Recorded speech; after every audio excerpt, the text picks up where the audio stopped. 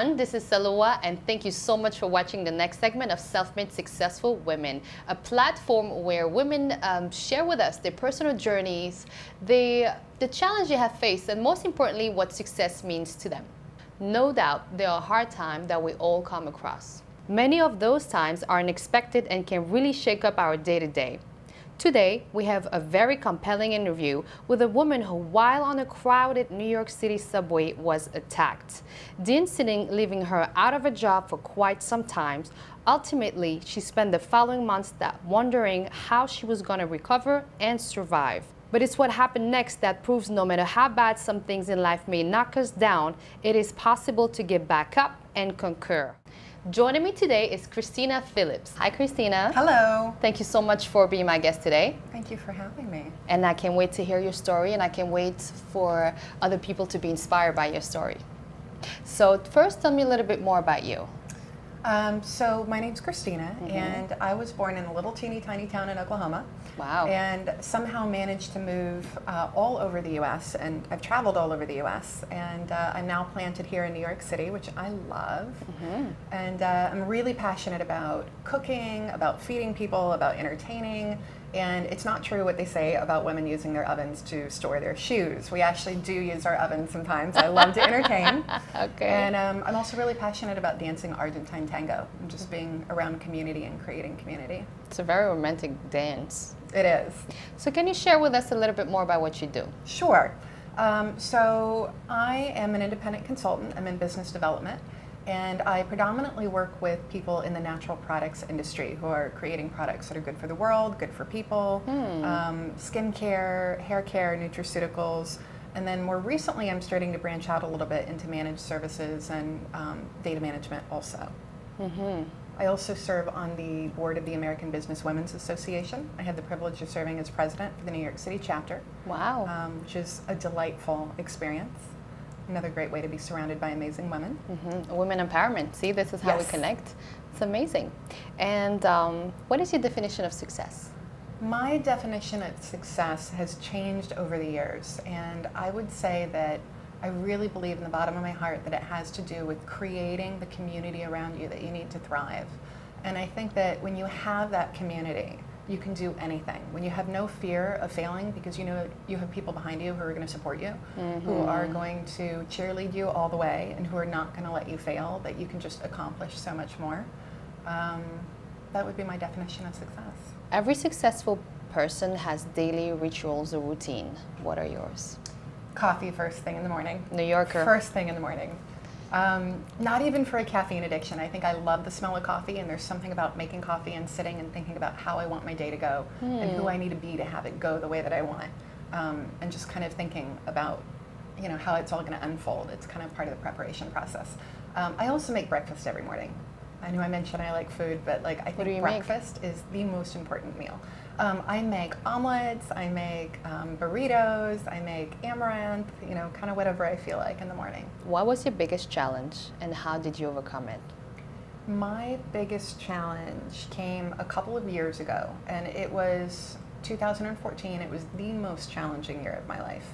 I had been assaulted on the subway, and I was working, so it happened to fall under workers' comp, the injury that I had. And I was really optimistic in the beginning, like, I'm going to be fine, I'm going to heal, everything's going to be back to normal, and it didn't quite go that way. I was traveling for work. I was just between accounts, calling on one doctor's office to the next. I was in nutraceutical sales at that time.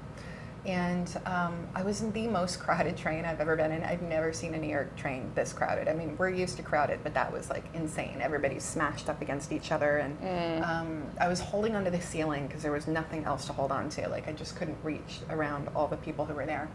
And there was a woman in front of me who was facing the opposite direction, so I couldn't see her face.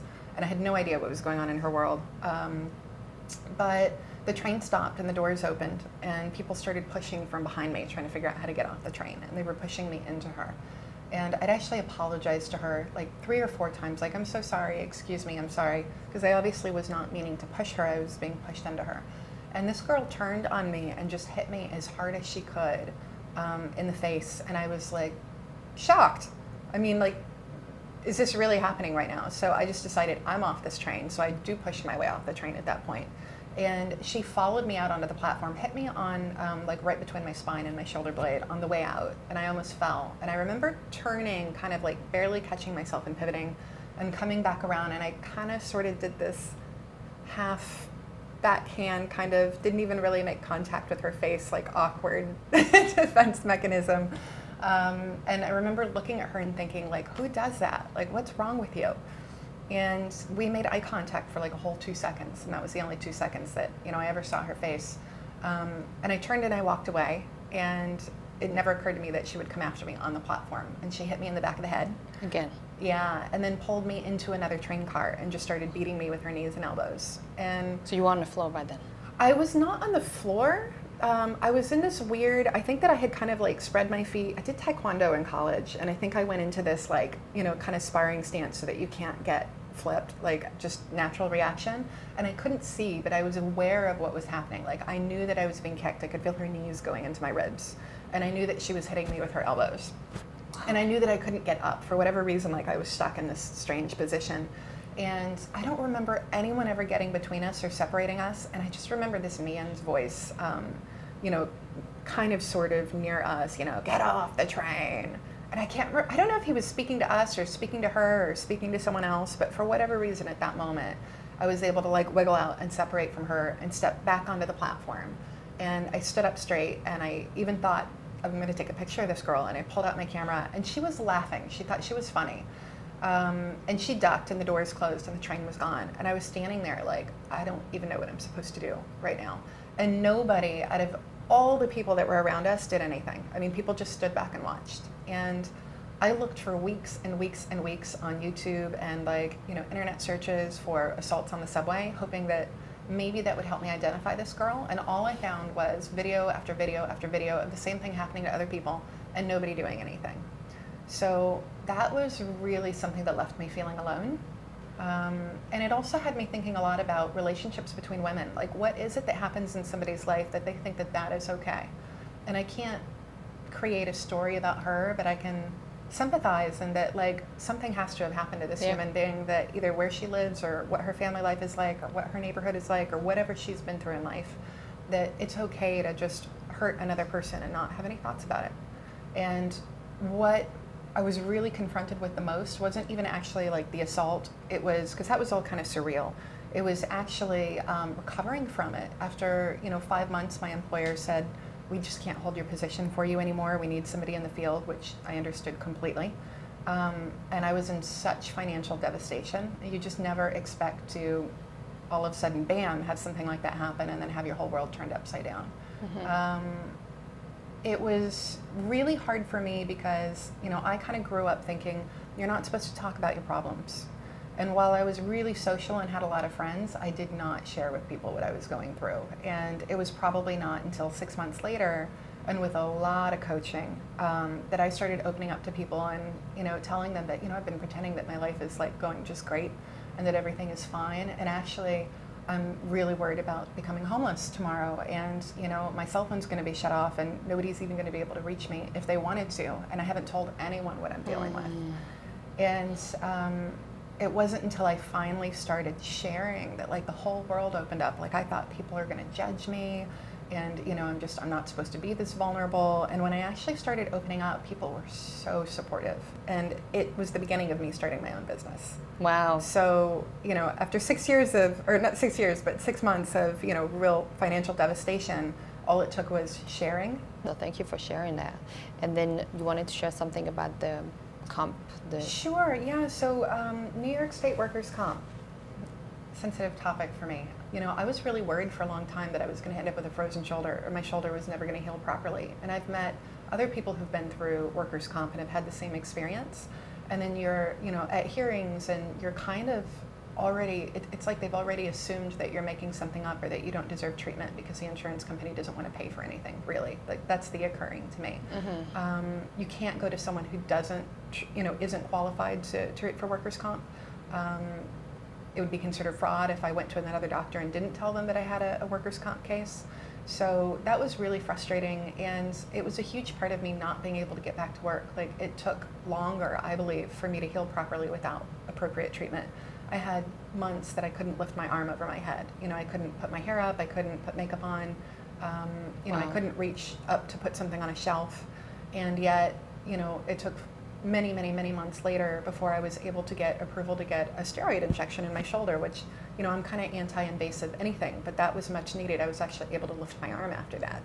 And I went months without that. I mean, I can't help but think I could have been working so much sooner, and I could have been taking care of myself, you know, at a higher level so much sooner had I not had that experience. And I'm really committed to see some changes in workers' comp, especially in New York State. I know every state is different.